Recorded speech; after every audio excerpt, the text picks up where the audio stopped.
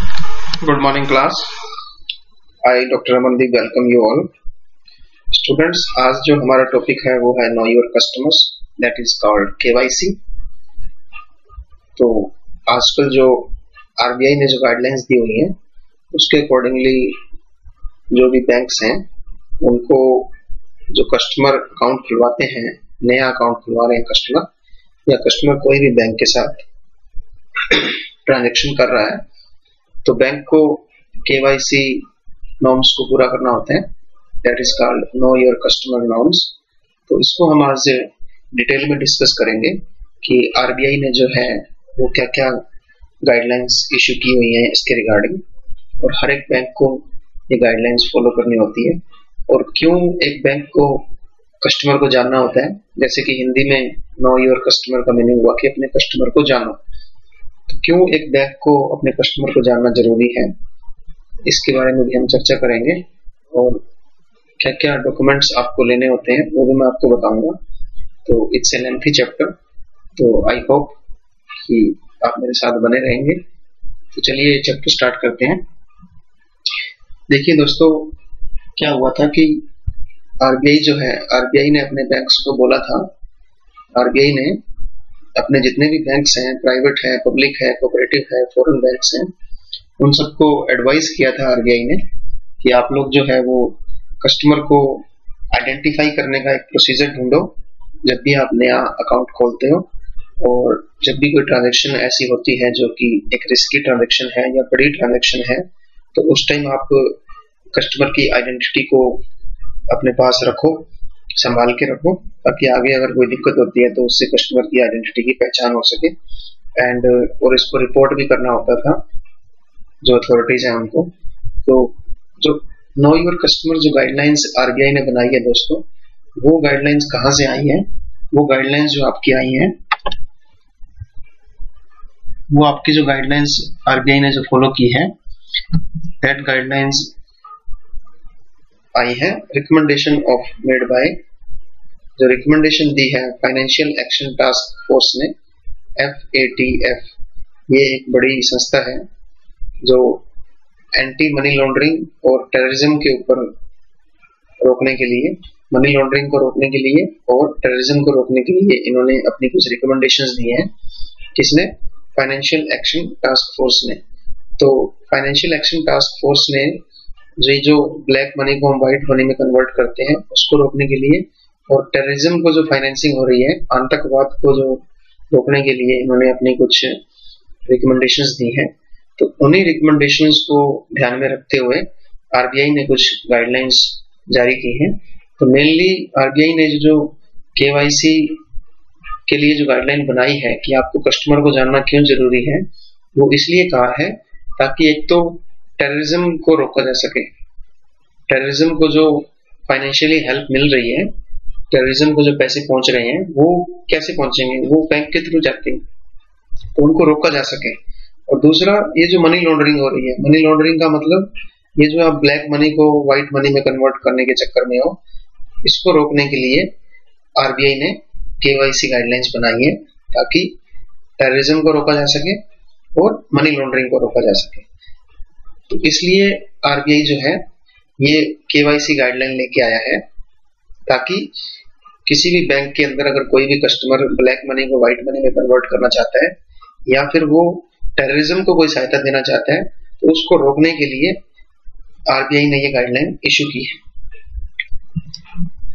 अब बात आती है कि मनी लॉन्ड्रिंग क्या होती है और फाइनेंशियल टेररिज्म क्या है। देखिए, RBI ने ये जो गाइडलाइंस बनाई है अपने कस्टमर को जानो, ये फाइनेंशियल टेररिज्म को रोकने के लिए और मनी लॉन्ड्रिंग को रोकने के लिए। अब मनी लॉन्ड्रिंग क्या है? Money laundering refers to conversion of illegal money into white money. That is the simple meaning कि आपने मान लो किसी का मर्डर किया, किसी का मर्डर करके आपको 5 करोड़ रुपए मिले। A ने B का मर्डर कर दिया, A को किसी ने 5 करोड़ रुपए दिए, तो ये जो 5 करोड़ रुपए उसको मिले हैं, ये मान लो उसको कैश में मिला है। अब ये इलीगल मनी है, दिस इज इलीगल मनी जो कि उसने क्राइम करके कमाई है। तो इस इलीगल मनी को जब वो लीगल मनी में कन्वर्ट करना चाहता है, that is known as money laundering. अब इस 5 करोड़ का बेटा वो डायरेक्टली कुछ नहीं कर सकता, क्योंकि वो मान लो उसने कोई कार लेनी है, या उसने कोई शेयर्स लेने हैं, या उसने कोई प्रॉपर्टी लेनी है, तो ये सब के लिए उसको चेक चाहिए। क्योंकि जब भी आप शोरूम के अंदर कार लेने जाओगे तो वो डायरेक्टली आपसे सारा पैसा कैश में नहीं लेंगे, वो आपसे चेक लेंगे।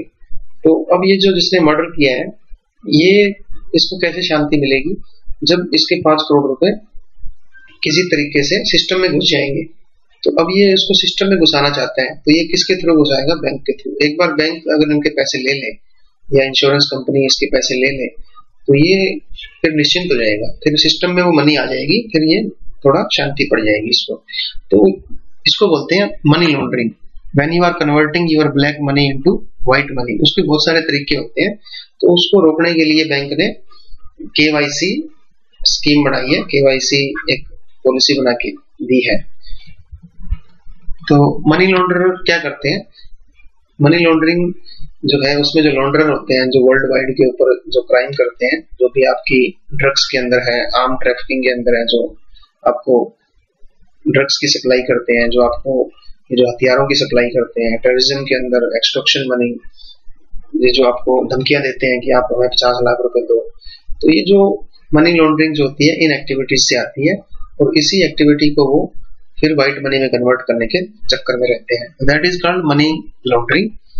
और फाइनेंशियल टेररिज्म क्या है कि आप जब फाइनेंशियल सपोर्ट करते हो किसी भी फॉर्म में टू टेररिज्म, और जो उसको एनकरेज कर रहे हैं, या फिर जो एंगेज हैं, या फिर जो प्लानिंग कर रहे हैं, तो जो भी टेररिज्म को बढ़ावा दे रहा है, अगर आप उसको फाइनेंशियली सपोर्ट करना चाहते हैं, तो that is called financial terrorism. अब देखिए, जो भी टेररिज्म है, उसको टेररिस्ट जो है उनको पैसों की जरूरत होती है, क्योंकि उनको हथियार खरीदने होते हैं, उनको बहुत सारी प्लानिंग करनी होती है। तो अगर आप उनको कोई सहायता पहुंचा रहे हो, तो आप उसको कोई पैसा पहुंचाना चाहते हो, तो उसको रोकने के लिए केवाईसी पॉलिसी बनाई है कि हम अपने कस्टमर को जाने कि वो पैसा कहाँ जा रहा है, किसके खाते में जा रहा है, उसके खाते का मालिक कौन है। तो इसलिए हमने केवाईसी हम लेके आए। That is basically the meaning of know your customer policy. बात आती है बेटा कि कस्टमर कौन होता है। बेटा कस्टमर जो होता है, कस्टमर कौन होता है बेटा? कस्टमर वो होता है जो जिसका बैंक के साथ एक बार बार आना जाना होता है, और बैंक के साथ उसका एक रिलेशन बन गया है। That is a business relationship. जो बैंक के साथ ट्रांजेक्शन करता है उसको हम कस्टमर बोलते हैं। कस्टमर कोई भी हो सकता है, एक इंडिविजुअल, एक बिजनेस फर्म, कोई कंपनी, कोई सोसाइटी, कोई ट्रस्ट, कोई क्लब, कोई लोकल कॉर्पोरेशन, कोई इंस्टीट्यूशन, कोई भी, इवन गवर्नमेंट भी एक कस्टमर हो सकती है। तो जो भी बैंक के साथ एक ट्रांजेक्शन करता है, that is known as customer. तो अब बैंक की क्या ड्यूटी बनती है? बैंक की ये ड्यूटी है कि जो भी कस्टमर, चाहे वो कोई भी है, जो भी बैंक के साथ ट्रांजेक्शन कर रहा है, वो किस तरह की ट्रांजेक्शन कर रहा है, उसके ट्रांजेक्शन के टाइम उसकी पूरी जांच पड़ताल करना, पूरा ड्यू डिलीजेंस रखना, और उसका रिकॉर्ड जो है मेंटेन करके रखना 5 साल तक। ये ड्यूटी बनती है बैंक की।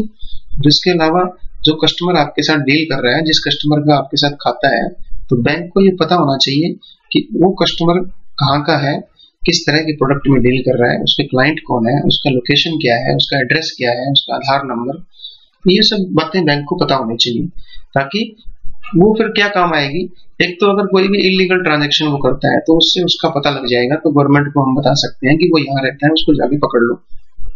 दूसरा ये, अगर उसका हमें पता लग जाए, तो हम उसको एक कैटेगरी में रख देंगे कि ये जो कस्टमर है, ये इस कैटेगरी का है। और अगर वो उससे ऊपर भी कोई ट्रांजेक्शन करता है, मान लो एक एवरेज सा कस्टमर है जिसकी 20,000 रुपीज सैलरी है, उसने बैंक में खाता खुलवा रखा है, और एक दिन अचानक उसने बैंक में 2 करोड़ रुपए जमा करवा दिए, तो अब बैंक को जो है पूरा अवेयर रहना पड़ता है। तो अब बैंक जो है इस 2 करोड़ की जानकारी किसको देगा? मनी लॉन्ड्रिंग एक्ट के अंदर जो मनी लॉन्ड्रिंग एक्ट हमने लगाया हुआ है 2002, उसका जो डायरेक्टर है उसको हम ये रिपोर्ट भेजते हैं। आरबीआई को भी हम रिपोर्ट करेंगे कि ये आदमी ने 2 करोड़ रुपए डाले हैं बैंक के अंदर।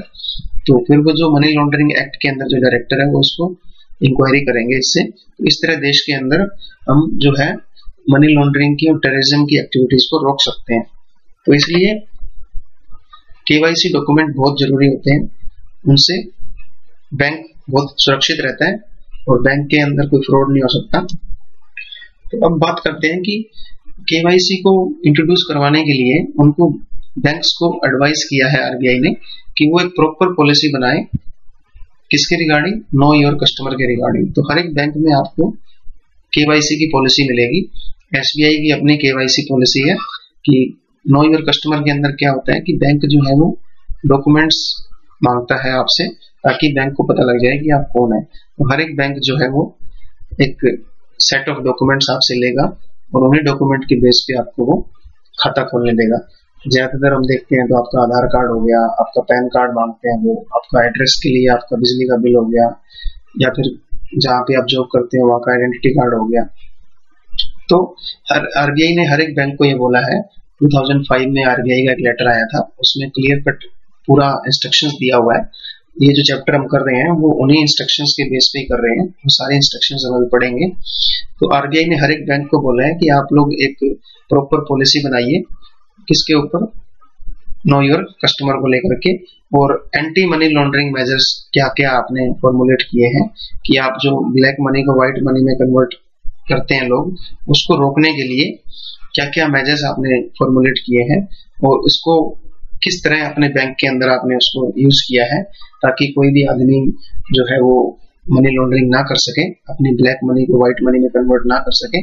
और फिर आपको बैंक का जो बोर्ड होता है, हेड ऑफिस के अंदर जो बोर्ड होता है, उससे अप्रूवल भी लेनी होती है। तो आरबीआई ने बेटा क्लियर कट हर एक बैंक को बोला हुआ है कि आप क्या बनाओ, एक तो केवाईसी की पॉलिसी बनाओ कि नो योर कस्टमर, आप अपने कस्टमर को कैसे जानोगे, कैसे उनके डॉक्यूमेंट्स चेक करोगे, और दूसरा मनी लॉन्ड्रिंग को रोकने के लिए आपने क्या मेजर्स उठाए हैं। अब केवाईसी का मीनिंग क्या है, नो योर कस्टमर। केवाईसी आप जब भी कभी बैंक में जाओगे तो आप सुनते हैं कि केवाईसी के लिए आपके डॉक्यूमेंट चाहिए, हमें केवाईसी पूरी है या नहीं। जब भी किसी कस्टमर का अकाउंट खोलते हैं तो ये पूछते हैं कि क्या केवाईसी आपकी पूरी है। आपने पेटीएम के अंदर, एयरटेल के अंदर भी देखा होगा कि आपको कई बार केवाईसी के लिए बोलते हैं, या आपकी केवाईसी जो है वो कंप्लीट नहीं है। इट मीन्स कि आपने जो, आपको अभी तक पूरी तरह से जाना नहीं है बैंक में। बैंक आपको पूरी तरह से कैसे जानेगा, जब आप बैंक को पूरे डॉक्यूमेंट्स अवेलेबल कराओगे, जैसे आपका आधार कार्ड हो गया, आपका पैन कार्ड हो गया, आपका राशन कार्ड हो गया। तो जो भी डॉक्यूमेंट बैंक आपको मांगता है, अगर आप वो अवेलेबल करवाते हो तो बैंक आपको पूरी तरह से जानने लग जाएगा।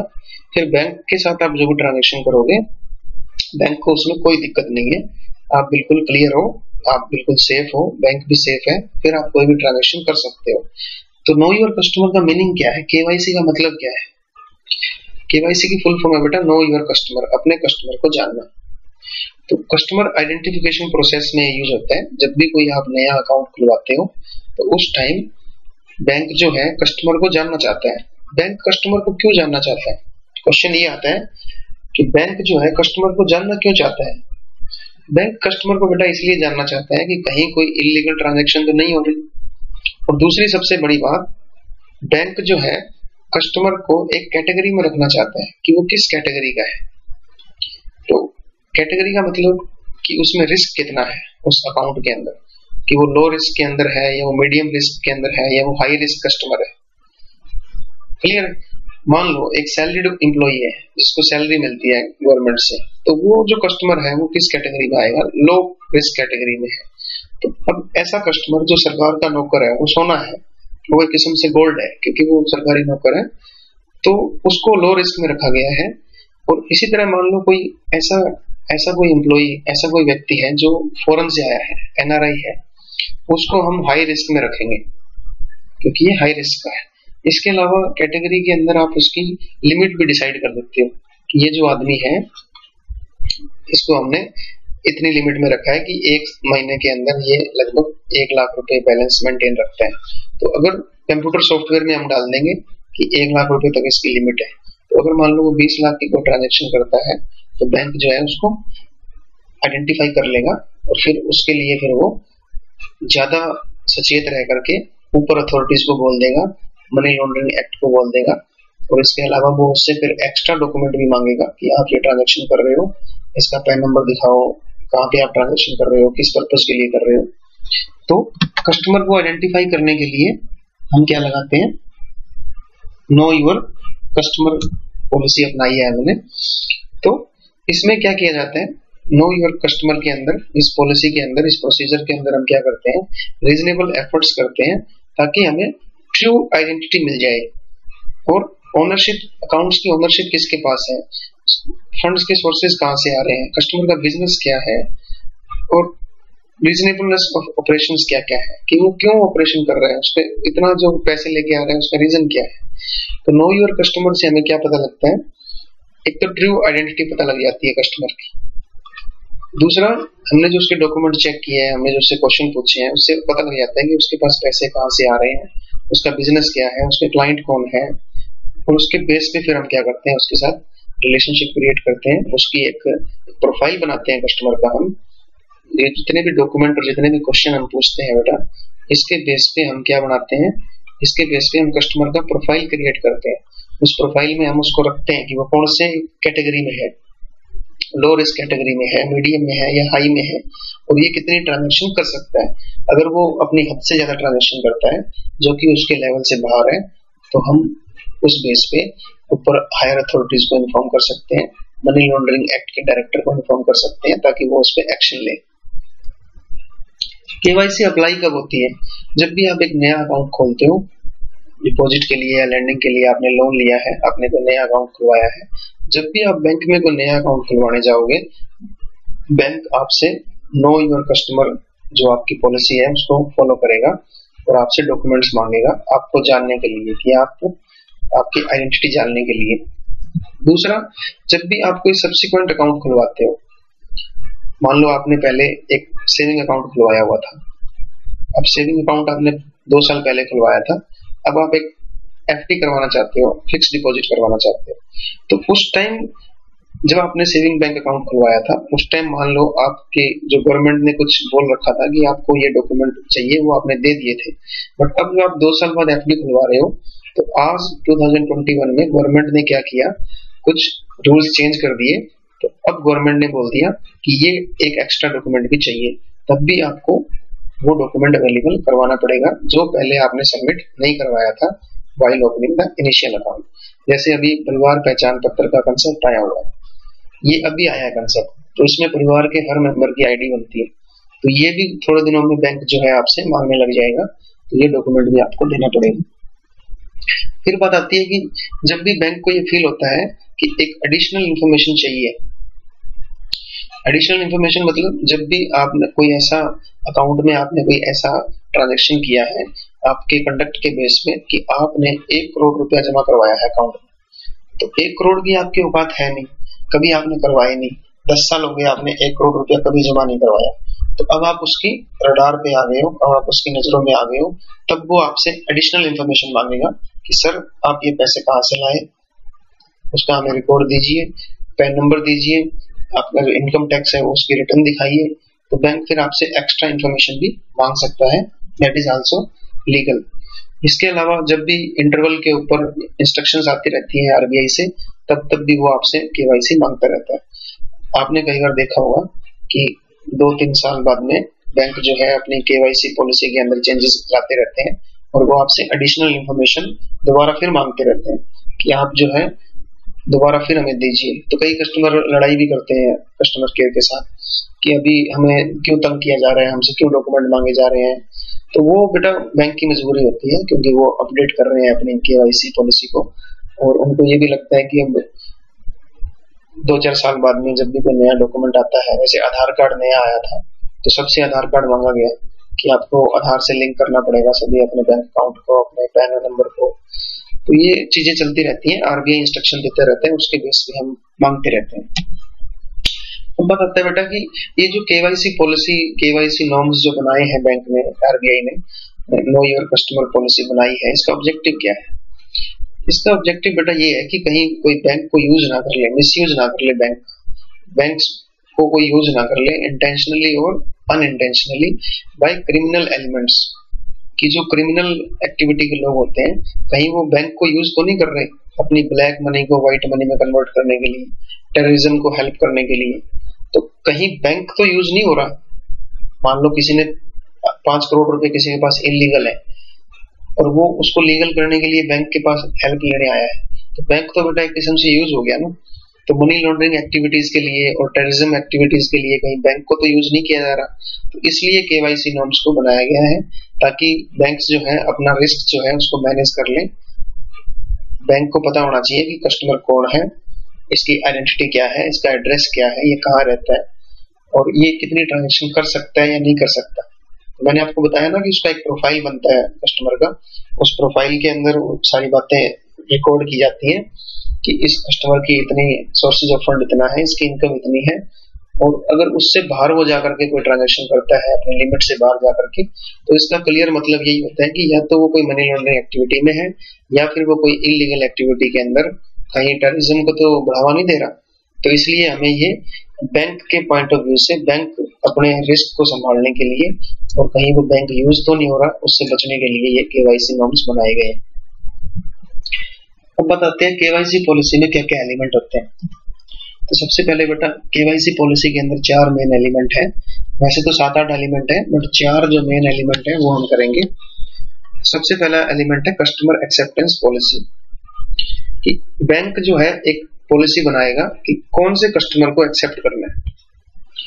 हर एक बैंक जो है एक पॉलिसी बनाएगा कि कस्टमर को एक्सेप्ट करना है या रिजेक्ट करना है, तो इस बेस के ऊपर कैसे उसको एक्सेप्ट किया जाएगा, उसको एक्सेप्ट करने के बाद ही हम देखेंगे कि उससे क्या क्या डॉक्यूमेंट मंगाने हैं। दूसरा है कस्टमर आइडेंटिफिकेशन प्रोसीजर। देखो बैंक ने जब उसको एक्सेप्ट कर लिया तो अब कस्टमर की जो आइडेंटिटी है उसको चेक कैसे करना है, उसको उस आइडेंटिटी को वेरीफाई कैसे करना है, that is called customer identification procedure. तो यहाँ पे हम उससे सारे डॉक्यूमेंट्स लेंगे और उन डॉक्यूमेंट्स को चेक करेंगे। जैसे ही कोई ज्यादा लेवल की ट्रांजेक्शन करता है तब भी हम उसको चेक करेंगे, जैसे ही हमें कोई डाउट लगता है बैंक को तब भी हम आइडेंटिफिकेशन उसकी चेक करेंगे। तो ये प्रोसीजर भी चलता रहता है। मॉनिटरिंग ऑफ ट्रांजेक्शन, तो बेटा ऐसा नहीं है कि आपने कस्टमर से एक बार उसके डॉक्यूमेंट्स ले लिए, उनको संभाल के रख लिया, फिर अब बैंक बिल्कुल सो जाएगा। बैंक लगातार बेटा ट्रांजेक्शन की मॉनिटरिंग करता रहता है। जैसे ही कोई ट्रांजेक्शन आपने ऐसी की है जो आपकी प्रोफाइल से मैच नहीं करती, जो आपकी औकात से ज्यादा है, जो उनके सिस्टम के अंदर एकदम अचानक से गड़बड़ पैदा कर रही है कि एक आदमी जो जिसके अकाउंट में 10,000 रुपए पड़े रहते हैं, आज उसके अकाउंट में 2 करोड़ रुपए अचानक कहां से आ गया। इट मीन्स ट्रांजेक्शन जो है वो लगातार मॉनिटर भी करने पड़ती है बैंक को। फिर उसके बाद रिस्क मैनेजमेंट, कि ये जो ट्रांजेक्शन हो रही है इनको कैसे सेट किया जाएगा, किसकी रिस्पॉन्सिबिलिटी होगी, बैंक इनको कैसे स्टाफ की नियुक्ति करेगा, उनको ट्रेनिंग कैसे देगा, ये सारी बातें इसमें आएंगी। तो अब बात करते हैं बेटा कि कस्टमर कौन होता है। तो अकॉर्डिंग टू आरबीआई ने जो नोटिफिकेशन जारी किए हैं बैंकों को, उसके अंदर कस्टमर की डेफिनेशन दी गई है केवाईसी पॉलिसी के अंदर। कस्टमर बैंक किसको मानता है? तो सबसे पहले बेटा जो अकाउंट को मेंटेन करता है that is also known as customer. देखिए बेटा 2 चीजें होती हैं, एक तो आप ए का अकाउंट है और उसको मेंटेन बी कर रहा है, बी चला रहा है उसके अकाउंट को, तो दैट इज नोन एज, वो भी बी क्या माना जाएगा, कस्टमर माना जाएगा, because he is maintaining the account on the behalf of A. जैसे कोई ट्रस्ट बना रखा है तो उस ट्रस्ट के अंदर जो ट्रस्टी है वो अकाउंट मेंटेन करता है, तो वो किसके बिहाफ पे मेंटेन कर रहा है, किसी और के बिहाफ पे, वो ट्रस्ट को लेकर के चलता है। तो ट्रस्टी जो है, ट्रस्टी का एसबीआई के अंदर अकाउंट है और अकाउंट तो वो ट्रस्ट का है बट उसको चला कौन रहा है, मेंटेन कौन कर रहा है, ट्रस्टी। तो जो अकाउंट मेंटेन करता है बेटा उसको भी बैंक कस्टमर मानता है, उसकी पूरी आइडेंटिफिकेशन उसके ऊपर पूरा ध्यान रखता है। दूसरा बेटा किसके बिहाफ पे वो अकाउंट चल रहा है, वही बात, ए जो था उसका अकाउंट बी चला रहा था तो बी के ऊपर भी बैंक पूरा ध्यान रखेगा, बी को भी कस्टमर मानता है। और किसके लिए चल रहा है वो, ए के लिए, तो who is the beneficial owner, A का अकाउंट जो है बी चला रहा है तो बी भी कस्टमर माना जाएगा because he is maintaining the account, और ए भी कस्टमर माना जाएगा because he is the ultimate beneficial owner. अब बात करते हैं कि कुछ एक बेटा ऐसी ट्रांजेक्शन होती हैं जो प्रोफेशनल इंटरमीडियरीज जो होते हैं उनके द्वारा की जाती हैं। जैसे चार्टेड अकाउंटेंट है, सॉलिसिटर्स हैं, जो ट्रस्ट के अंदर सॉलिसिटर्स होते हैं, जो लॉयर होता है जो आपके बेस पे सारी ट्रांजेक्शन कर रहा है, या फिर स्टॉक ब्रोकर है, स्टॉक ब्रोकर से आपने शेयर्स लिए तो स्टॉक ब्रोकर्स क्या करता है, उन शेयर्स को जो है अपने नाम से अकाउंट खोल देता है और उन शेयर्स को खरीदने बेचने का काम जो है वो आपकी तरफ से कर रहा है। तो ये जो चार्टर्ड अकाउंटेंट है वो कई लोगों का उन्होंने अकाउंट संभाल रखा है। तो ये जो चार्टर्ड अकाउंटेंट होते हैं, स्टॉक ब्रोकर होते हैं, सॉलिसिटर्स होते हैं, ट्रस्टी होते हैं, ये बेटा प्रोफेशनल इंटरमीडिएरीज होते हैं। इनका काम क्या होता है? शेयर को खरीदने और बेचने में हेल्प करना। तो ये अपने नाम से अकाउंट खोल लेते हैं, बट बेनिफिशियरी कौन है इसका? Ultimately you are the beneficiary. तो इनको भी बैंक क्या मानता है? कस्टमर मानता है, क्योंकि ये बैंक के साथ डील कर रहे हैं अपने नाम से, बट अल्टीमेटली आपके लिए। तो they are also known as customer. इसके बाद एनी पर्सन और एनी एंटिटी जो किसी भी फाइनेंशियल ट्रांजैक्शन के रूप में बैंक से जुड़ा हुआ है, एक भी अगर आपने फाइनेंशियल ट्रांजैक्शन की है और वो ट्रांजैक्शन ऐसी है जो कि बैंक को रिस्क पैदा कर सकती है, वो बड़ी ट्रांजैक्शन है। जैसे मान लो किसी ने सिर्फ एक बार के लिए 5 करोड़ रुपए का डिमांड ड्राफ्ट बनवाया है, या फौरन से कोई पेमेंट आनी है 10 करोड़ रुपए, तो वो एक ही बार ट्रांजैक्शन हुई है, सिर्फ एक बार ही ट्रांजैक्शन हुई है, डीडी बना के भेजा है, बैंक ने सिर्फ उस डीडी को आपको देना है। तो इस तरह की फाइनेंशियल ट्रांजैक्शन जो बहुत बड़े अमाउंट की होती है, उस टाइम जो पर्सन या जो एंटिटी ट्रांजैक्शन कर रही है उसको भी बैंक क्या मानता है? कस्टमर। तो इन सब के लिए बेटा बैंक जो है केवाईसी पॉलिसी के जो रूल्स हैं, केवाईसी पॉलिसी के जो पॉइंट्स हैं, उनको मेंटेन करता है। इन सब के डॉक्यूमेंट्स को अपने पास रखता है। बैंक पूरी कोशिश करता है कि ये जानने की कि वो जो कस्टमर डील कर रहा है बैंक के साथ डायरेक्टली या इनडायरेक्टली किसी और के लिए, या खुद, या वो ब्रोकर है, या वो सीए है, या वो लॉयर है, या वो ट्रस्टी है, या फिर 1-2 बार ट्रांजैक्शन करने आया है सिर्फ, तो भी बैंक जो है पूरी ड्यू डिलिजेंस रखता है, पूरी जांच पड़ताल करके उसके डॉक्यूमेंट्स अपने पास रखता है, उन डॉक्यूमेंट्स को संभाल के रखता है, ताकि बैंक कहीं फंस ना जाए किस एक्टिविटी में, मनी लॉन्ड्रिंग की एक्टिविटी तो नहीं हो रही कहीं, या फिर कहीं टेररिज्म की एक्टिविटी तो नहीं हो रही। तो उससे बचने के लिए वो कस्टमर से पूरे डॉक्यूमेंट मांगता है। जब तक कि डॉक्यूमेंट वेरीफाई ना हो जाए, बैंक जो है वो संतुष्ट नहीं होता। जब तक कि हायर अथॉरिटी संतुष्ट नहीं होती, सेटिस्फाई नहीं होती, बैंक कोई भी एक्टिविटी नहीं करता, आपका अकाउंट नहीं खोलेगा। अगर उसको कोई भी डाउटफुल एक्टिविटी लगती है आपके अकाउंट के अंदर, या आपके क्लाइंट्स के अंदर, या आपके बिजनेस के अंदर, वो जाकर के बिजनेस को चेक भी करता है, वो आपके घर को भी चेक कर सकता है अगर आप लोन वगैरह लेने जाते हो। तो ये सारी चीजें बेटा बैंक बहुत ज्यादा विजिलेंट रहता है, बैंक बहुत ज्यादा एक्टिव रहता है, कहीं कोई गलत एक्टिविटी तो नहीं हो रही, आप अकाउंट के थ्रू कुछ गलत तो नहीं कर रहे। तो ये सारे लोग जो किसी और के नाम पे मेंटेन रखते हैं अकाउंट, आप जो बेनिफिशियरी ओनर हो, या फिर जो भी ये जो थर्ड पार्टी बीच में अकाउंट ओपन कर रही है, इन सबको भी बैंक कस्टमर मांगता है, और इनके भी पूरा रिकॉर्ड अपने पास रखता है, इनकी आइडेंटिटी का पूरा रिकॉर्ड चेक करता है, वेरीफाई होने के बाद ही इनको अकाउंट खोलने देता है। अब बात आती है कि बेटा कस्टमर एक्सेप्टेंस पॉलिसी क्या होती है। पहला पॉइंट हमने देखा था ना कि हर एक बैंक को एक कस्टमर एक्सेप्टेंस पॉलिसी बनानी होती है कि हम कौन से कस्टमर को एक्सेप्ट करेंगे, किस बेस पे करेंगे, और किन किन बातों का ध्यान रखा जाएगा। तो बेटा सबसे पहला पॉइंट तो ये है कि कस्टमर एक्सेप्टेंस पॉलिसी का मतलब क्या है कि कुछ जनरल गाइडलाइंस जो है बैंक्स ने बनाई है, जब भी कोई कस्टमर बैंक अकाउंट करता है उनके साथ, तब कि जब भी कोई नया अकाउंट ओपन होगा तो उस टाइम कुछ जनरल गाइडलाइंस बैंक बनाता है कि इस कस्टमर को एक्सेप्ट करना है या नहीं करना।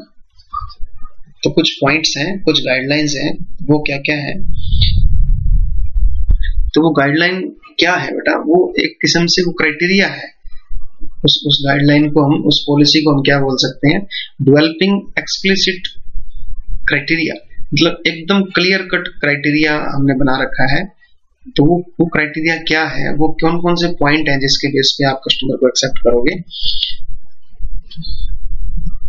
सबसे पहला पॉइंट तो बेटा ये है कि कोई भी हम जो अकाउंट है वो अनोनिमस या फिक्टिशियस नेम के ऊपर नहीं खोलेंगे। अनोनिमस मतलब जिसका कुछ पता ही नहीं है, फिक्टिशियस मतलब नकली, जाली नेम है वो।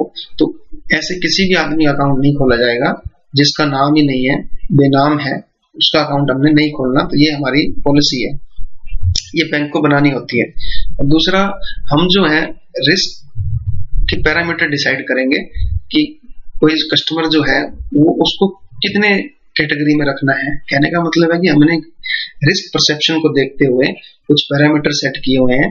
इन पैरामीटर्स के बेस पे हम ये डिसाइड करते हैं कि वो जो कस्टमर है, वो जो एंटिटी है जो अकाउंट खुलवाना चाहती है, वो कौन सी कैटेगरी में आएगी, लो लेवल रिस्क में है, मीडियम लेवल रिस्क में है या हाई लेवल रिस्क में है। तो इसको इस कैटेगरी में हम बांटेंगे। इसको हम कैटेगरी को ये नाम भी दे सकते हैं, level 1 category, level 2 category, level 3। Level 3 में है जो रिस्की कस्टमर है, लेवल 2 में मीडियम रिस्क वाले और लेवल 1 में लो रिस्क वाले। तो ये कैसे डिसाइड होता है, ये हमने कुछ पॉइंट्स बना रखे हैं, कुछ पैरामीटर्स हैं। पहला तो ये है कि जो वो बिजनेस करता है, जो एक्टिविटी कर रहा है, उसकी नेचर क्या है, किस तरह का बिजनेस वो कर रहा है कस्टमर। दूसरा, कस्टमर की लोकेशन कौन सी है और इसके क्लाइंट कौन कौन है। अब बेटा ये एक नया कस्टमर है जो अकाउंट खुलवाने आया है। अब हमने इस कस्टमर को एक्सेप्ट करना है और इसको कौन सी कैटेगरी में रखना है, इसके लिए हमने कुछ पैरामीटर बनाए हुए हैं। तो सबसे पहला है बिजनेस एक्टिविटी क्या करता है, उसके क्लाइंट कैसे हैं, उसके कस्टमर जो है वो उसकी लोकेशन क्या है, वो कहाँ रहता है, वो पेमेंट कैसे करता है, कैश में करता है या फिर वो ऑनलाइन करता है, कार्ड के थ्रू करता है या विदेश से आती है, टर्नओवर कितना है, उसकी सेल कितनी है। इसके बाद उसका जो सोशल और फाइनेंशियल स्टेटस क्या है, समाज में उसका क्या रुतबा है, उसके पास फाइनेंशियल स्टेटस मतलब कि उसकी प्रॉपर्टी कितनी है, उसके पास कैश कितना पड़ा है, उसके पास कितने प्लाट पड़े हैं, उसके पास सोना कितना पड़ा है, ये सारी चीजें हम देखते हैं। तो इन पैरामीटर्स के बेस पे हम क्या कर रहे हैं, हम कस्टमर को एक कैटेगरी में डिफाइन करेंगे। कैटेगरी किस लिए होगी, रिस्क कैटेगरी, कि वो लो लेवल रिस्क में डालें उसको या मीडियम लेवल में डालें या फिर हाई लेवल में डालें। तो इसलिए ये जो हम पैरामीटर हमें सेट करने होते हैं और उसके इन सारी बातों को ध्यान में रख के ही हम उसको किसी कैटेगरी में डाल सकते हैं। अब बात आती है कि क्या क्या डॉक्यूमेंट्स रिक्वायर्ड होंगे। जब भी आप एक कस्टमर को एक्सेप्ट करोगे तो डॉक्यूमेंट्स की रिक्वायरमेंट क्या क्या होगी और अदर इंफॉर्मेशन आप क्या क्या कलेक्ट करोगे in respect of different categories. अभी मैंने बताया ना कि पीछे हम कस्टमर को जो एक्सेप्ट करेंगे उसको लो लेवल में, मीडियम लेवल में या हाई लेवल में या लेवल 1, लेवल 2, लेवल 3 में हम उसको रख रहे हैं। तो जिस कैटेगरी में आपने उसको रिस्क के बेस पे कैटेगरी में बांटा है तो उससे क्या क्या डॉक्यूमेंट्स आप मंगवाओगे।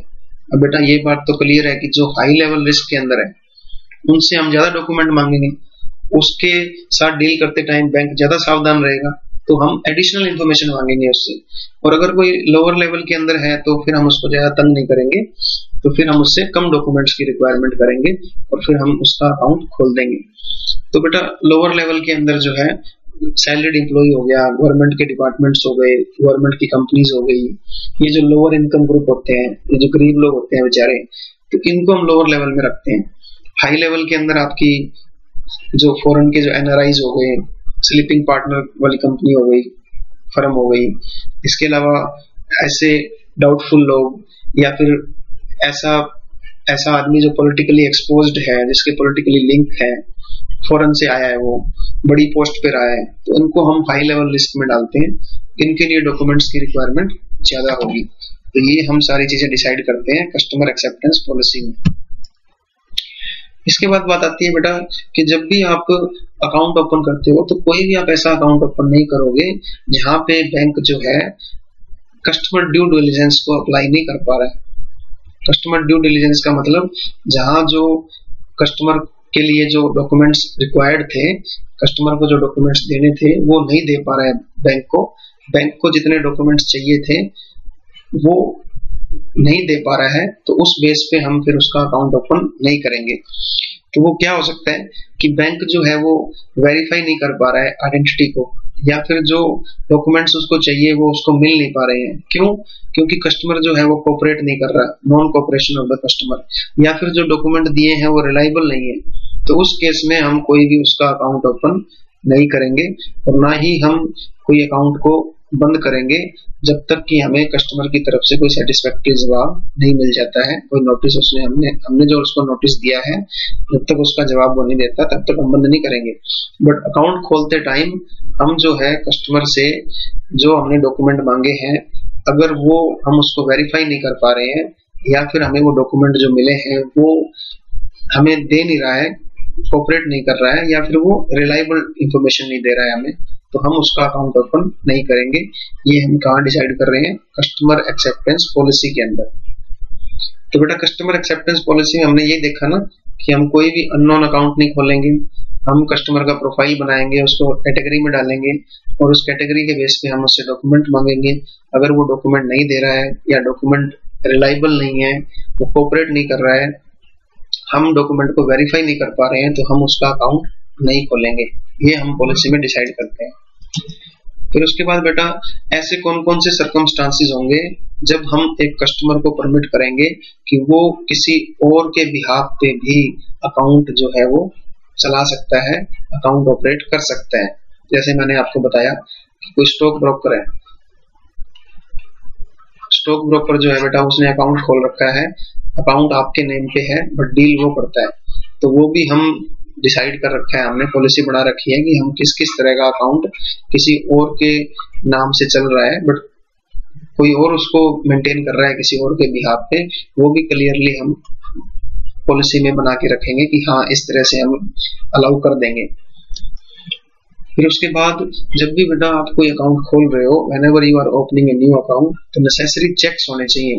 आपने चेक कर लिया या नहीं कर लिया, किस बात के लिए? ये बात को इंश्योर करने के लिए कि जो कस्टमर की आइडेंटिटी है वो कोई क्रिमिनल बैकग्राउंड जो है किसी आदमी का उससे मैच तो नहीं कर रही, या फिर वो टेररिस्ट या टेररिस्ट ऑर्गेनाइजेशन की कोई बैंड एंटिटी से तो नहीं जुड़ा हुआ।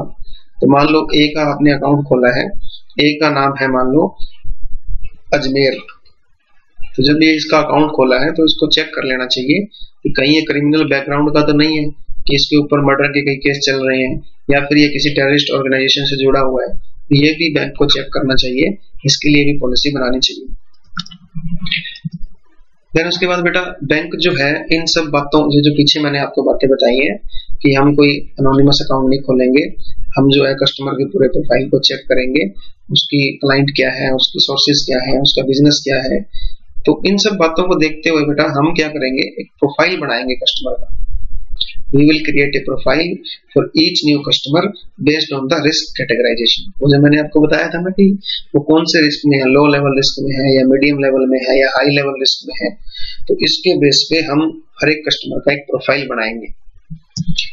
अब ये जो बेटा प्रोफाइल होता है, वो प्रोफाइल जो बेटा हम उसको लो लेवल कैटेगरी में कैसे रखेंगे और मीडियम में कैसे रखेंगे और हाई में कैसे रखेंगे, जिनकी आइडेंटिटी और जिनकी source of wealth easily identify हो सकती है, जिनकी आइडेंटिटी और जिनकी जो इनकम है उसको आप क्लियरली पता लगा सकते हो कि ये कहाँ से आई है। जैसे कोई गवर्नमेंट एम्प्लॉई है, जैसे मैं एक गवर्नमेंट टीचर हूँ, तो गवर्नमेंट टीचर की आइडेंटिटी जो है वो बहुत इजीली आइडेंटिफाई हो जाती है। और मैं जो पैसा कमा रहा हूँ तो मेरी सोर्स ऑफ वेल्थ का पता है, सारा पैसा मेरे पास एक नंबर का है, मुझे सैलरी मिलती है, उसी से मैंने पैसा बनाया है अपना। तो उनको हम किस में रखेंगे, लो रिस्क में। और जिनकी आपको आइडेंटिटी और सोर्स ऑफ वेल्थ का पता बड़ी मुश्किल से लग रहा है, उनको हम हाई लेवल ऑफ रिस्क में रखेंगे। तो वही आ गया ना बेटा कि जो सैलरीड एम्प्लॉय होते हैं उनको हम, या फिर जो लोअर इनकम वाले होते हैं, लो इकोनॉमिक स्टेटा में होते हैं, जिनकी इनकम बहुत कम होती है, उनको हम लो रिस्क में रख सकते हैं। और दूसरी बात, वो जो बेटा जब हाई रिस्क कस्टमर होते हैं उनके लिए आपको इंटेंसिव ड्यू डिलिजेंस रखना होता है। इंटेंसिव ड्यू डिलिजेंस का मतलब आपको बहुत विस्तृत जांच करनी होती है, बहुत ज्यादा सचेत होना पड़ता है, आपको एडिशनल डॉक्यूमेंट मांगने पड़ते हैं। That is called enhanced due diligence measures. मतलब आप जितनी भी डॉक्यूमेंट आप सिंपली चाहते हो उससे भी ज्यादा डॉक्यूमेंट आप उनसे मांगते हो। किनसे? हाई रिस्क कस्टमर से, क्योंकि उनके अंदर रिस्क ज्यादा है, उनकी आइडेंटिटी और उनका जो सोर्स ऑफ वेल्थ है वो पता लगाना बड़ा मुश्किल है। इसलिए हम क्या करते हैं, ड्यू डिलिजेंस को थोड़ा इंटेंस कर देते हैं, थोड़ा बढ़ा देते हैं। मतलब जो हमारी जांच है उसको हम थोड़ा सा बढ़ा देंगे और ज्यादा डॉक्यूमेंट्स की रिक्वायरमेंट हम करेंगे। अगर आपको सिंपली 3 डॉक्यूमेंट चाहिए तो हम उनसे 5 डॉक्यूमेंट मांगेंगे। तो वो लोग कौन कौन से हो सकते हैं? पहला हो गया एनआरआई। एनआरआई जो है विदेश से आया है, हमें नहीं पता कि उसने कहां से पैसा कमाया है, वो कितना पैसा जो लाया है वो इलीगल है या लीगल है। उसके अलावा हाई नेटवर्थ इंडिविजुअल, ऐसे लोग जिनके पास बहुत सारी प्रॉपर्टी पड़ी है, बहुत पैसे हैं, करोड़ों रुपए पड़े हैं, तो ऐसे लोग रिस्क वाले होते हैं। फिर ऐसे ट्रस्ट या ऐसी चैरिटीज चैरिटी क्लब होते हैं, एनजीओ होते हैं, ऐसी ऑर्गेनाइजेशन जिनको डोनेशन मिलता है, क्लियर नहीं है कि डोनेशन कहाँ से आ रहा है, डोनेशन कौन दे रहा है, कहीं इलीगल एक्टिविटी करके कोई डोनेशन तो नहीं दे रहा। जो आपके ट्रस्ट होते हैं ये थोड़े से हाई रिस्क वाले होते हैं, इनमें ज्यादा ध्यान रखना चाहिए। इसके अलावा ऐसी कंपनीज जिनकी फैमिली शेयर होल्डिंग ज्यादा है, फैमिली के मेंबर है वही शेयर होल्डर बने पड़े हैं, प्राइवेट कंपनी जो होती है। इसके अलावा ऐसी फर्म जिसके अंदर स्लीपिंग पार्टनर्स होते हैं, ये भी रिस्की होता है थोड़ा सा, क्योंकि स्लीपिंग पार्टनर कुछ कर तो रहे नहीं। फिर politically exposed person of foreign origin, foreign से कोई ऐसा पर्सन आया है जिसके पॉलिटिकली अच्छे लिंक हैं, जो अच्छी पोस्ट पे था, जो प्राइम मिनिस्टर को, राष्ट्रपति को, जो किसी न किसी एमएलए एमपी इस तरह का कोई पर्सन रहा हो, जिसने पॉलिटिकली जिसकी काफी अप्रोच रही हो, इस तरह के पर्सन का अकाउंट खोलते टाइम भी बहुत सावधान रहना चाहिए, हाई रिस्क में आएगा वो। फिर जिनकी रेपुटेशन थोड़ी सी ड्यूबियस है मार्केट के अंदर जो हमें इंफॉर्मेशन मिली है उससे पता लगा कि ये आदमी जो है वो थोड़ी सी डाउटफुल इसकी रेपुटेशन है, कि इसकी जो है फैक्ट्री बंद हो गई है, ये दिवालिया हो चुका है, या फिर इसने पहले भी फ्रॉड कर चुका है। तो इस तरह के लोगों को हम किस में रखेंगे, हाई रिस्क के अंदर। तो हाई रिस्क में रखेंगे तो केवाईसी डॉक्यूमेंट हम इनसे क्या मांगेंगे, ज्यादा मांगेंगे, और इनके ऊपर पूरी नजर रखेंगे। तो ये बेटा अगला पॉइंट है कस्टमर आइडेंटिफिकेशन प्रोसीजर। पहले वाले पॉइंट में हमने क्या किया था, कस्टमर एक्सेप्टेंस पॉलिसी थी हमारी, कि हम कौन से कस्टमर को एक्सेप्ट करेंगे और उसको कौन सी कैटेगरी में डालेंगे, और उसके बेस पे हमने उसका एक प्रोफाइल बनाया था। उस प्रोफाइल के बेस पे हम उससे केवाईसी के लिए डॉक्यूमेंट्स मांगेंगे। अगर वो लो रिस्क में है तो कम डॉक्यूमेंट, अगर वो हाई रिस्क में है तो ज्यादा डॉक्यूमेंट्स। इसके अलावा हमने ये भी देखा था कि कौन कौन से कस्टमर जो है किसी और के बिहाफ पे भी अकाउंट मेंटेन कर सकते हैं। अब बात आती है बेटा कस्टमर आइडेंटिफिकेशन प्रोसीजर की। तो बेटा कस्टमर आइडेंटिफिकेशन प्रोसीजर में क्या है कि हम ये सेट करते हैं कि जब भी आप कोई बैंक के साथ कोई भी ट्रांजेक्शन करते हो, जब भी आप कोई रिलेशनशिप बनाते हो बैंक के साथ, या बैंक को जब भी कोई डाउट होता है आपकी ऑथेंटिसिटी के ऊपर, या फिर आपने जो पहले जो कस्टमर आइडेंटिफिकेशन के लिए डेटा दिया था, तब वो उसको दोबारा चेक कर सकता है। तो कस्टमर आइडेंटिफिकेशन प्रोसीजर का मतलब क्या है, identifying the customer and verifying his identity on the basis of independent documents. तो कस्टमर आइडेंटिफिकेशन प्रोसीजर क्या है, अब इस पर्टिकुलर प्रोसेस में हम क्या कर रहे हैं, कस्टमर की आइडेंटिटी को हम चेक कर रहे हैं, identifying the customer and verifying his identity.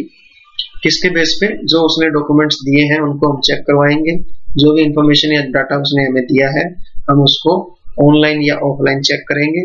That is the customer identification procedure. अब बैंक जो है वो बेटा उसको इंफॉर्मेशन चाहिए होती है कस्टमर की, क्यों, ताकि हर एक कस्टमर की आइडेंटिटी, चाहे वो रेगुलर कस्टमर है, चाहे वो एक बार के लिए आया है, चाहे वो किसी भी तरह की ट्रांजेक्शन बैंक के साथ कर रहा है, अगर बैंक सेटिस्फाई हो गया, सेटिस्फाई होने का मतलब क्या है कि हमने सारे कागजों की विस्तृत जांच कर ली है, जो भी कागज आरबीआई ने हमें चेक करने के लिए कहे थे, जिससे पता लग जाए कि वो कस्टमर जो है एक जेन्युइन कस्टमर है, वो इंडिया का रहने वाला है, उसकी लोकेशन ये है, वो आधार कार्ड उसके पास है, उसकी इनकम का हमें पता लग गया, सोर्स क्या है इनकम का वो भी हमें पता लग गया।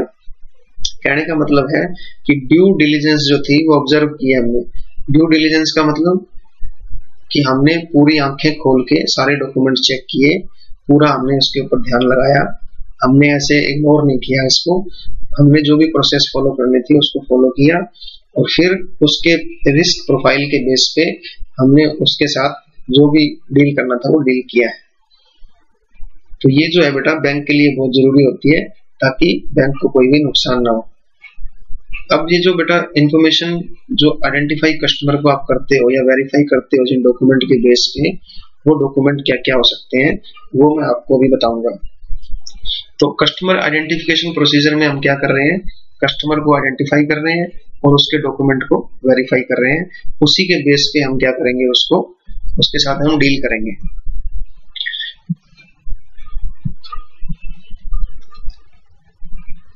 अब बेटा जो कस्टमर नेचुरल पर्सन होते हैं, जैसे ए है, बी है, मेरा अकाउंट है, आपका अकाउंट है, तो उसमें बैंक जो है सफिशिएंट आइडेंटिफिकेशन डेटा लेके चलेगा, वेरीफाई करने के लिए उसकी आइडेंटिटी को क्या क्या हो सकता है उसमें, उसका एड्रेस हो गया, उसकी लोकेशन होगी, और उसका रिसेंट फोटोग्राफ हो गया, और कुछ 2-4 डॉक्यूमेंट भी चाहिए होते हैं, वो भी देखेगा।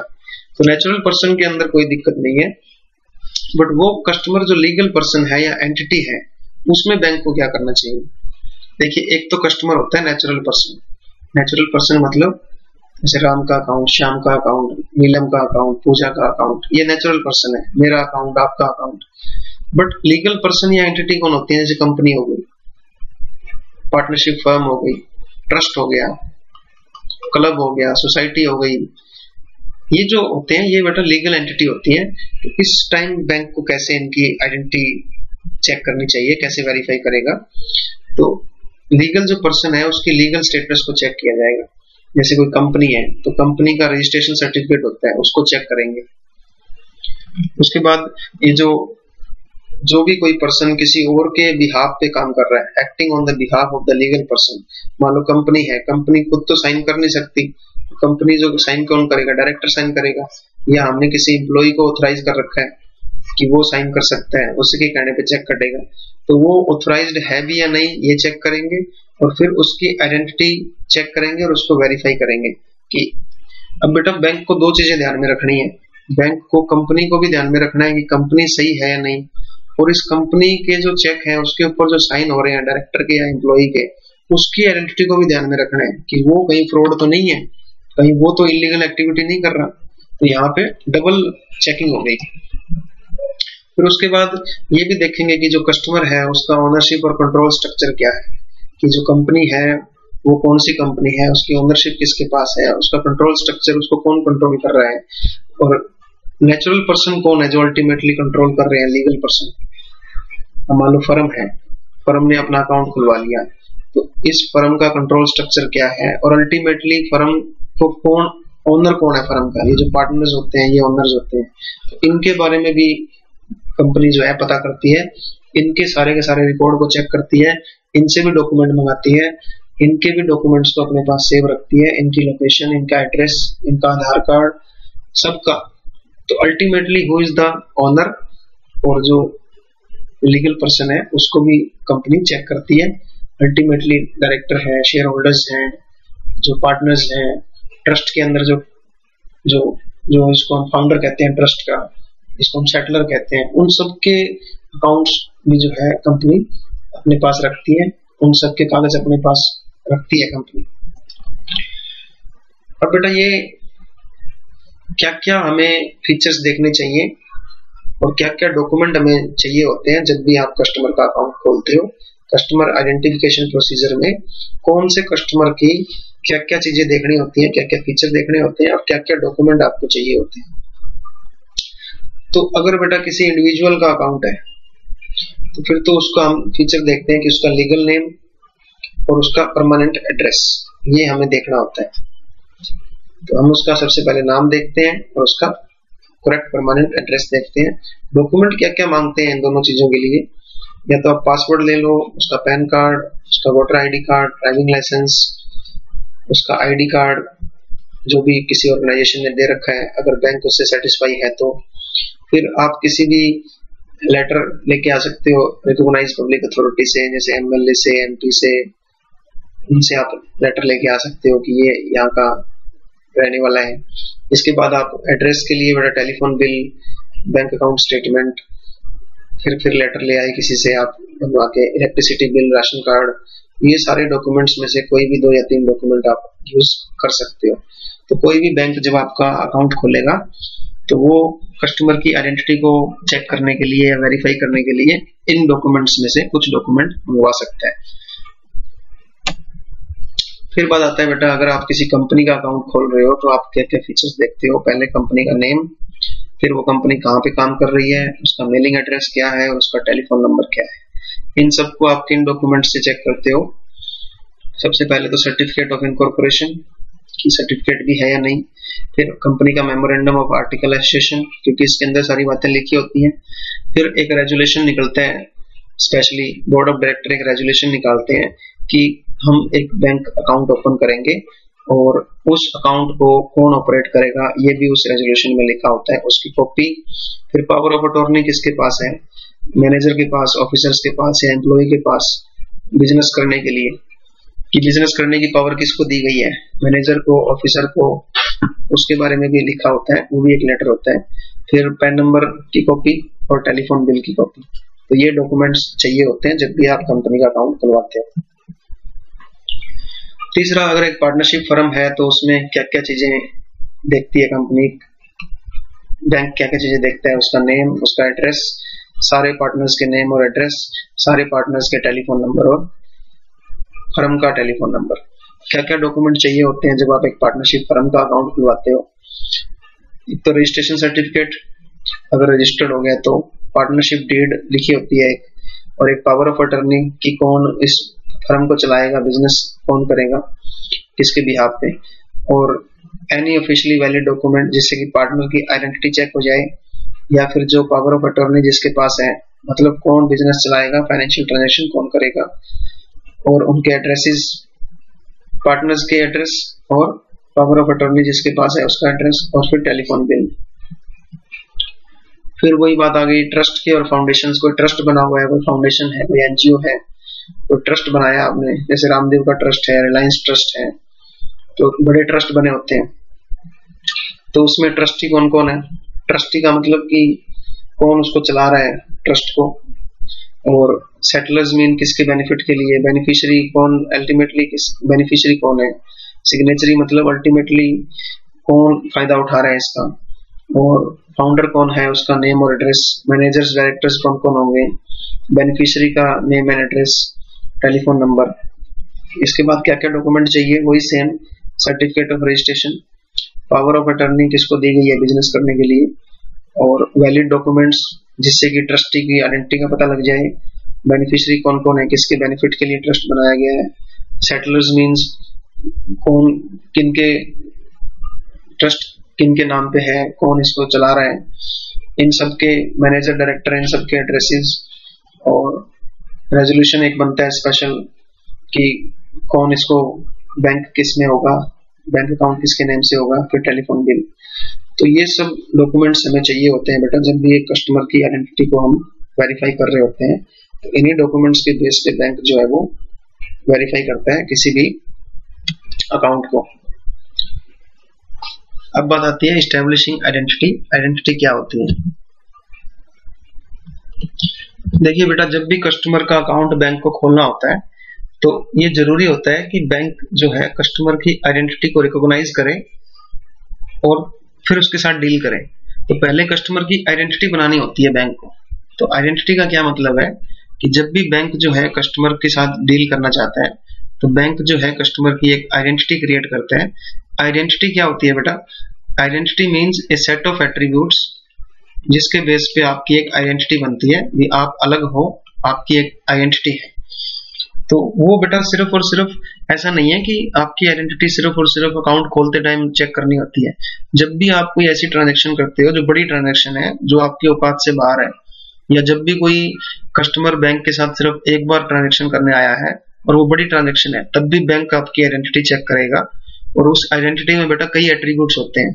तो उसमें जैसे आपका नेम हो गया, फादर नेम हो गया, डेट ऑफ बर्थ, आपकी पासपोर्ट नंबर, आपका पैन कार्ड, आधार कार्ड, ये सारी चीजें इकट्ठी मिलके आपकी आइडेंटिटी बनाती हैं और इसी को ही चेक करना होता है, इसी को वेरीफाई करना होता है।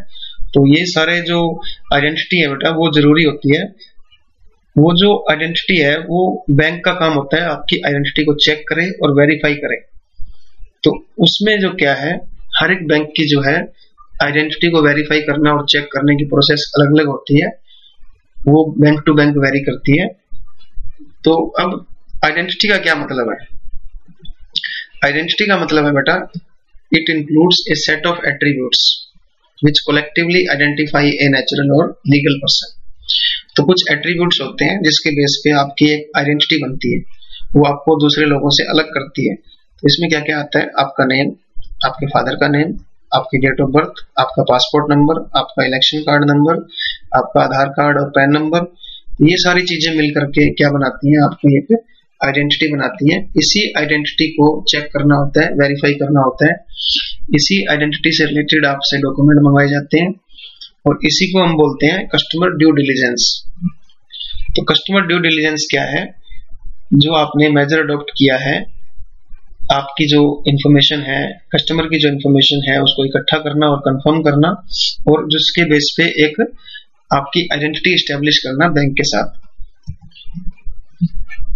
तो it means to measures adopted by the bank, क्या तरीका बैंक ने अपनाया है आपकी इंफॉर्मेशन को गैदर करना और कंफर्म करना और पॉजिटिवली फिर आपका एक आइडेंटिटी एस्टेब्लिश करना क्लाइंट की।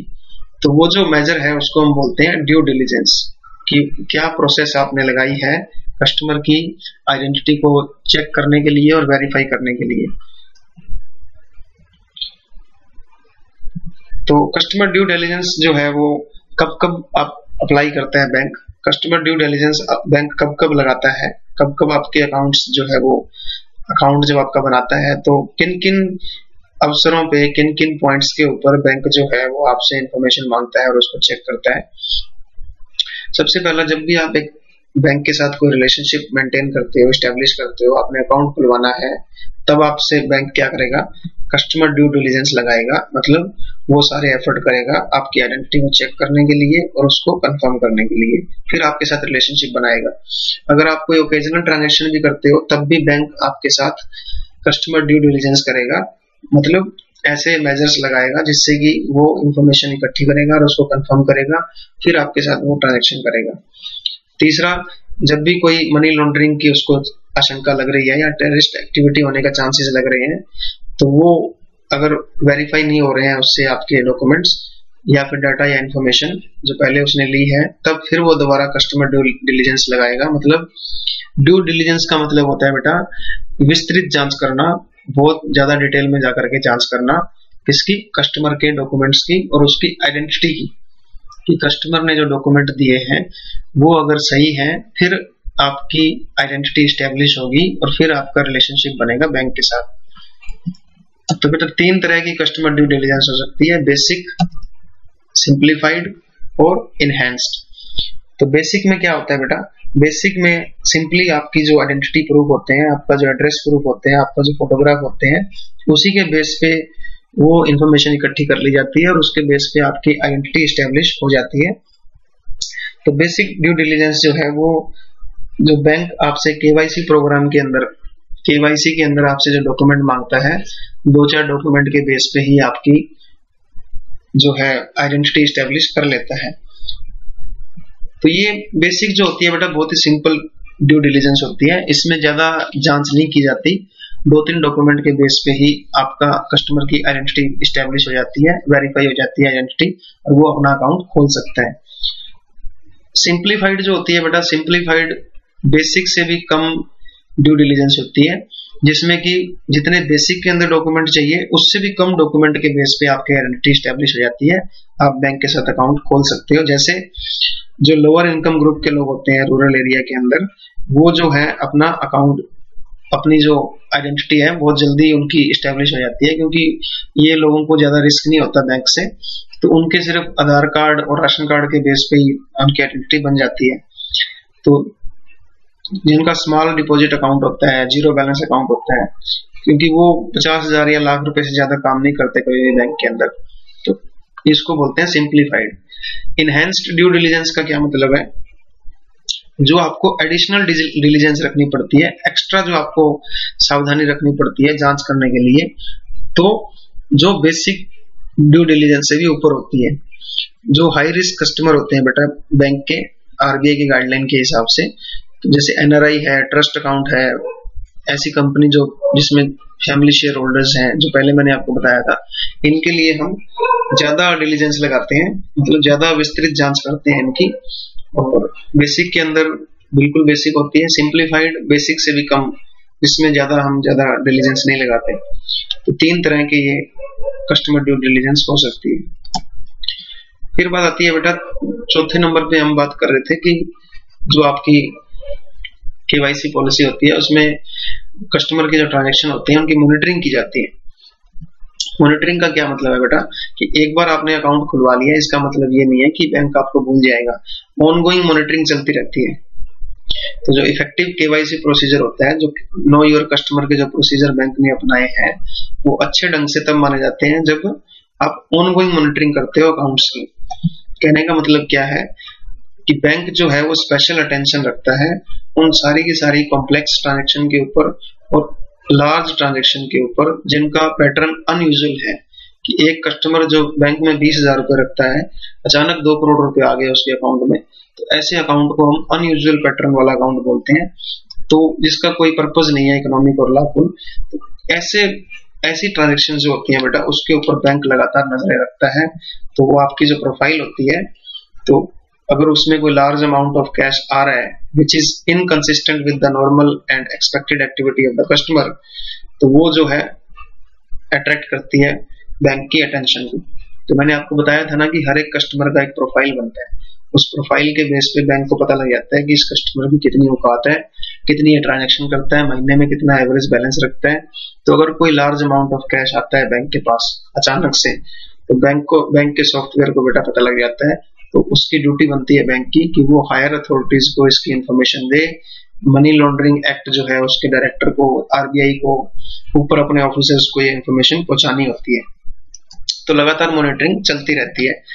तो मॉनिटरिंग में बेटा अगर किसी भी कस्टमर का सेविंग अकाउंट अगर है, तो उसमें अगर 10 लाख से ऊपर की कोई भी ट्रांजेक्शन होती है, तो उन सारी कैश ट्रांजेक्शन को बैंक जो है अपने ऊपर जो है अपने अथॉरिटीज जो है उनको हर 15 दिन के बाद रिपोर्ट करता है कि इतनी ट्रांजेक्शन जो है हमारे पास 10 लाख से ऊपर की आई है। और बेटा कितने साल तक सारा रिकॉर्ड रखना होता है बैंक को? 5 साल तक। आपकी जो आइडेंटिटी के प्रूफ जो है और साथ में जो भी ट्रांजेक्शन हुई है उसको 5 साल तक बैंक को संभाल के रखना होता है। फिर बात आती है रिस्क मैनेजमेंट की। अब बेटा बोर्ड ऑफ डायरेक्टर जो है उनको ये इंश्योर करना होता है कि आपने अपने बैंक के अंदर जो केवाईसी प्रोग्राम है वो इफेक्टिवली चलाया हुआ है और आपने एप्रोप्रिएट प्रोसीजर लगा रखे हैं और इफेक्टिव इम्प्लीमेंटेशन भी हो रहा है उनका। ऐसा नहीं है कि आपने केवाईसी प्रोग्राम बना के छोड़ दिया और डॉक्यूमेंट आप चेक कर नहीं रहे। लगातार आपको डॉक्यूमेंट चेक करने होते हैं, लगातार ट्रांजेक्शन्स को चेक करते रहना होता है। अगर कोई कस्टमर कोई ऐसी ट्रांजेक्शन कर रहा है जो कि डाउटफुल है, अगर ऐसा कोई कस्टमर है जिसके डॉक्यूमेंट वेरीफाई नहीं हो पा रहे हैं, या फिर कोई ऐसी ट्रांजेक्शन वो कर रहा है जो कि बैंक के पैटर्न से बाहर है, तो फिर बैंक जो है उसको और ज्यादा इंफॉर्मेशन मांगता है और ज्यादा डॉक्यूमेंट मांगता है। तो इसलिए बोर्ड ऑफ डायरेक्टर जो है वो ये इंश्योर करते हैं कि कोई भी बैंक जो है केवाईसी प्रोग्राम को बढ़िया उसने चला रखा है और उसका इम्प्लीमेंटेशन भी कर रहा है। इसके बाद बेटा ये भी है कि ये बैंक करेगा कैसे? तो बैंक को बेटा प्रॉपर मैनेजमेंट करनी होती है, सिस्टम और कंट्रोल पूरा बना के रखना होता है। ड्यूटीज जो है उसकी सेग्रीगेशन करनी होती है, अलग अलग ड्यूटीज बांटनी होती है हर एक डिपार्टमेंट को। और उसके बाद ट्रेनिंग और अदर रिलेटेड मैटर्स भी जो है देने होते हैं, ट्रेनिंग भी प्रोवाइड करवानी होती है। एक सिस्टम और पूरा कंट्रोल करके रखना होता है और प्रॉपर मैनेजमेंट करनी होती है। किसके लिए? केवाईसी को पूरा ढंग से चलाने के लिए, क्योंकि लगातार मॉनिटरिंग करनी है, हर एक कस्टमर के ऊपर नजर रखनी है। तो इसके लिए बेटा ड्यूटीज लगाई जाती है, ट्रेनिंग दी जाती है। इसके बाद सिस्टम बनाया जाता है, सॉफ्टवेयर जो है उसको अपडेट किया जाता है। तो रिस्पॉन्सिबिलिटी किसके ऊपर रहेगी बेटा? बैंक के ऊपर, जो बैंक का मैनेजर है उसके ऊपर रहेगी कि इसको इम्प्लीमेंट किया गया है या नहीं किया गया है। फिर बेटा कस्टमर एजुकेशन भी बहुत जरूरी है केवाईसी के अंदर, क्योंकि कई बार क्या होता है कि कुछ ऐसी इंफॉर्मेशन होती है, कुछ सर्टेन इंफॉर्मेशन होती है जो कस्टमर से मांगी जाती है, जो पहले उनसे कभी नहीं मांगी गई। तो पहले आपने उनसे कभी नहीं मांगी, अब आप उनसे मांग रहे हो। जैसे आप 10 लाख रुपए लेके चले गए बैंक में, तो बैंक को पता लग गया कि 10 लाख रुपए की ट्रांजेक्शन ये आदमी कर नहीं सकता, तो बैंक क्या है एक्स्ट्रा इन्फॉर्मेशन मांगता है उससे कि ये पैसे कहाँ से आए, आप अपना टीडीएस दिखाओ, आप अपनी इनकम टैक्स की रिटर्न दिखाओ, या फिर आपके जिस बैंक में आए हैं उस बैंक की लास्ट 3 महीने की रिटर्न लेके आओ, अपना पैन कार्ड दो, जिसको ट्रांसफर कर रहे हो उसका पैन कार्ड दो। तो ये इन्फॉर्मेशन जब कई बार मांगते हैं तो कस्टमर जो है वो लड़ाई करने के लिए उतार हो जाते हैं कि आप हमसे ये क्यों पूछ रहे हो। तो इस टाइम बेटा फिर हमें क्या करना चाहिए? स्पेसिफिक पंफलेट छपवाने चाहिए। बैंक को क्या है, स्पेसिफिक लिटरेचर या पंफलेट छपवाने चाहिए कि केवाईसी प्रोग्राम किस लिए कर रहे हैं हम लोग, कि हम लोग चाहते हैं कि एंटी टेररिस्ट एक्टिविटी ना हो, मनी लॉन्ड्रिंग ना हो, कस्टमर की पूरी आइडेंटिटी और उसका प्रूफ बैंक के पास होना चाहिए, ताकि कल को कोई अगर बात भी हो जाए, कोई कांड हो जाए, तो बैंक को पता होना चाहिए कि ये ट्रांजेक्शन जो आई है इसका मालिक कौन है, उसका एड्रेस क्या है। तो कस्टमर को भी एजुकेट करना चाहिए। फिर बेटा अब कुछ नई टेक्नोलॉजीज आ गई हैं, जैसे डेबिट कार्ड है, क्रेडिट कार्ड है, स्मार्ट कार्ड है, इंटरनेट बैंकिंग है, गिफ्ट कार्ड है। इनके कारण बेटा अनोनिमस ट्रांजेक्शन बहुत ज्यादा होने लगी है, क्योंकि जैसे स्मार्ट कार्ड है या गिफ्ट कार्ड है, तो गिफ्ट कार्ड आपने कंपनी से ले लिए, अब आप इनको आगे दे रहे हो, इनसे ट्रांजेक्शन हो रही है, तो पता नहीं लग रहा कौन ट्रांजेक्शन कर रहा है, कैसे कर रहा है। तो गिफ्ट कार्ड के बेस पे तो अभी आप देखोगे तो आपके लोकल जो हिसार सिरसा के अंदर लगभग 250 करोड़ का घोटाला हुआ। तो गिफ्ट कार्ड के ऊपर जीएसटी नहीं लग रही थी, लोगों ने गिफ्ट कार्ड ले लिए, उसके बेस पे ट्रांजेक्शन कर ली, जो भारत सरकार है सो घाटा लगा। तो ये जो नई नई टेक्नोलॉजी आ रही है, इसमें भी बैंक को बहुत ज्यादा सावधानी रखनी चाहिए, क्योंकि जो गिफ्ट कार्ड वगैरह, जो क्रेडिट कार्ड वगैरह जो है वो एजेंट को दिया होता है काम। एजेंट जो है वो क्रेडिट कार्ड बनवाते हैं आपका, तो एजेंटों को भी बोला जाता है कि आप बहुत ज्यादा सावधानी रखिए और कस्टमर की आइडेंटिटी के प्रूफ आप जरूर लीजिए, उनके डॉक्यूमेंट आप जरूर लीजिए, ताकि पता लग जाए कि कौन क्या ट्रांजेक्शन कर रहा है। तो स्पेशल अटेंशन देनी होती है जो नई टेक्नोलॉजी आ रही है उनकी वजह से। जो बेटा एग्जिस्टिंग अकाउंट है उनके लिए भी केवाईसी लागू होती है। एग्जिस्टिंग अकाउंट मतलब जो अकाउंट ऑलरेडी चल रहे हैं उनके अंदर भी आप केवाईसी के लिए डॉक्यूमेंट एक्स्ट्रा मांग सकते हो, क्योंकि ट्रांजेक्शंस जो होती हैं बेटा वो रेगुलरली मॉनिटर होती हैं, उनके ऊपर लगातार निगरानी रखी जाती है, और अगर कोई भी अनयूजुअल पैटर्न आता है किसी भी अकाउंट के अंदर तो उसमें फिर कस्टमर ड्यू डिलीजेंस जो है उसको रिव्यू किया जाता है कि आपके ऊपर जो हमने पहले विस्तृत जो आपसे जानकारी ली थी उसको हम रिव्यू कर रहे हैं, उसके बेस से आपसे न्यू डॉक्यूमेंट भी मांगे जा सकते हैं, क्योंकि आपके जो अकाउंट है उसके अंदर कुछ अनयूजुअल पैटर्न देखा गया है। तो आप अपना पैन कार्ड या आधार कार्ड दोबारा हमें लेके जाइए। और इसके बाद बेटा अगर आपने कोई भी, मान लो आपने एफडी करवाई थी या रेकरिंग डिपॉजिट करवाया आपने, मान लो आपने एक एफडी करवाई थी 5 साल पहले, अब वो एफडी पूरी हो गई है, आप उसको रिन्यू करवाना चाहते हो, तो एफडी को जब बेटा रिन्यू करवाने जाओगे तो आपको फिर दोबारा एक किस्म से दोबारा आपका अकाउंट ओपन हो रहा है। तो अब जो आपने एफडी करवाई थी 2015 में और 2020 में आपने रिन्यू करवाई, तो 20 के अंदर जो केवाईसी डॉक्यूमेंट की रिक्वायरमेंट है वो फिर आपको देनी पड़ेगी। तो रिवाइज्ड केवाईसी प्रोसीजर भी आपको फॉलो करना पड़ेगा।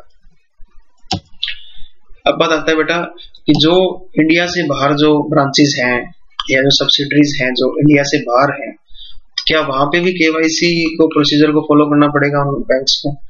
तो एसबीआई की मान लो कोई ब्रांच कुवैत में है और कुवैत में कोई ऐसी ट्रांजैक्शन हो रही है जो कि मनी लॉन्ड्रिंग को या फिर इनको करने के लिए हो रही है, और कुवैत ऐसी कंट्री है जो मनी लॉन्ड्रिंग और ऐसी इनको नहीं मानता, मतलब हमारे जो केवाईसी है उसको नहीं मानता।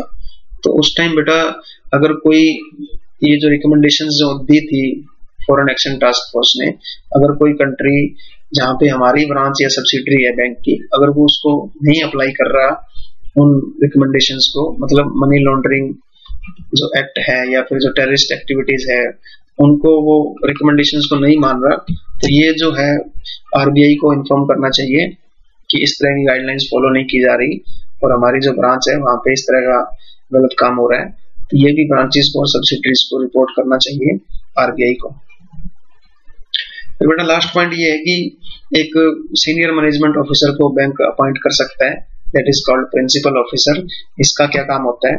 ये जो है हेड ऑफिस के अंदर जो बैठता है और ये रिस्पॉन्सिबल होता है सारी की सारी ट्रांजेक्शन को मॉनिटर करने के लिए और रिपोर्ट करने के लिए और शेयरिंग करने के लिए। अगर कोई भी ट्रांजेक्शन जो है वो अनयूजुअल पैटर्न की है या कोई भी ऐसी ट्रांजेक्शन आपने की है